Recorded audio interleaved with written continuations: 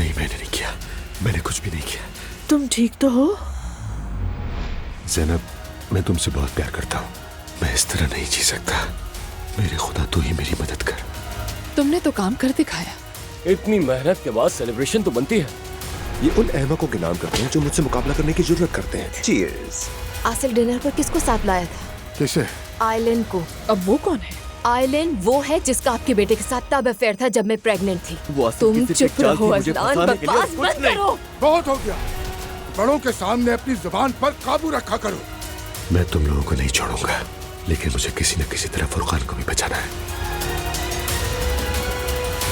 असलान, मैंने तुम्हें बहुत याद किया।